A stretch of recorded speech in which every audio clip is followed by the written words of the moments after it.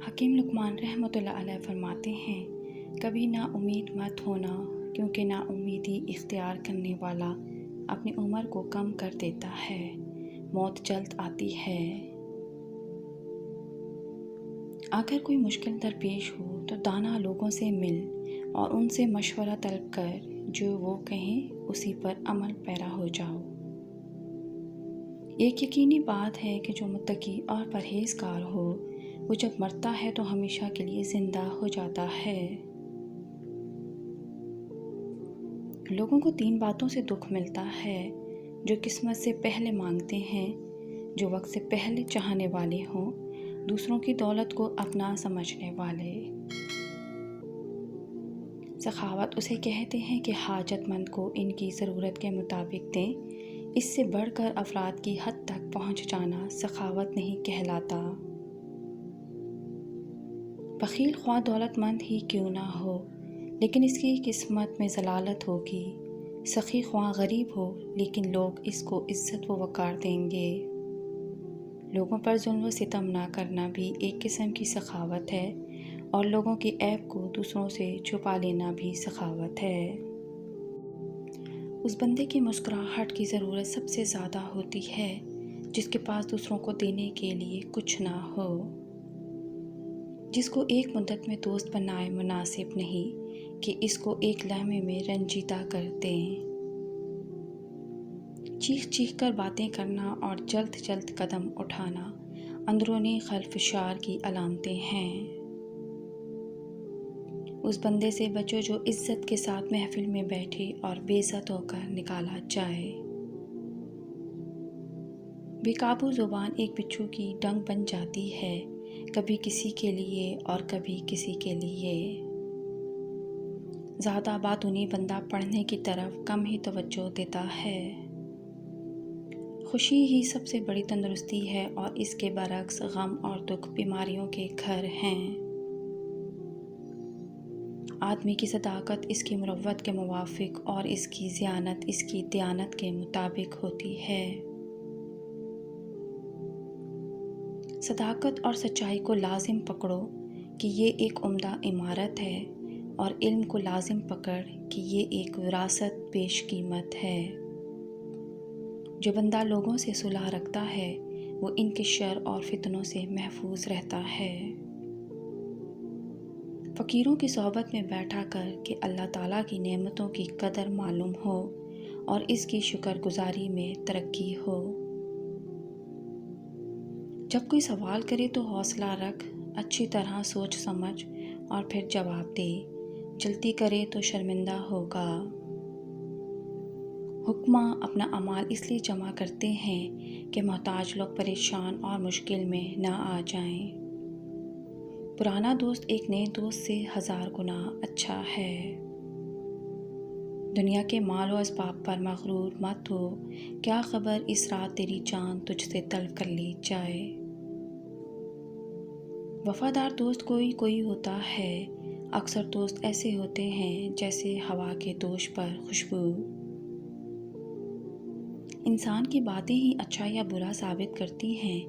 انسان جب بھی زبان کھولتا ہے تو دوسروں کو اپنے ذہن کے اندر تک دیکھنے کا موقع فراہم کرتا ہے۔ باطنی لوگوں کی زبانیں ان کی تلواریں ہوتی ہیں، اور انہیں اللہ زنگ آلود نہیں ہونے دیتے۔ زیادہ بولنے سے انسان کی عقل مفلوج ہو جایا کرتی ہے۔ جو بندہ زمین پر سفر کرتا ہے، اس کے پاؤں پر آبلے پڑتے ہیں، اور جو آسمان کا سفر کرتا ہے، اس کے دل میں آبلے پڑتے ہیں۔ عقل مند کی ایک بڑی نشانی یہ ہے کہ اسے جب ایک لفظ کام دے رہا ہو تو وہ دوسرا لفظ استعمال نہیں کرے گا۔ حکیم صاحب سے پوچھے گئے سوالات۔ پوچھا گیا نیکی کس کے ساتھ کرنی چاہیے؟ فرمایا اپنے ماں باپ کے ساتھ۔ پوچھا بدی کس کے ساتھ کرنی چاہیے؟ فرمایا اپنے نفس کے ساتھ۔ پوچھا گیا نفس کس طرح مغلوب ہو سکتا ہے؟ فرمایا کم کھانے سے۔ اور مشورہ کس کے ساتھ کرنا چاہیے؟ فرمایا دانا کے ساتھ۔ پوچھا گیا دانا کون ہے؟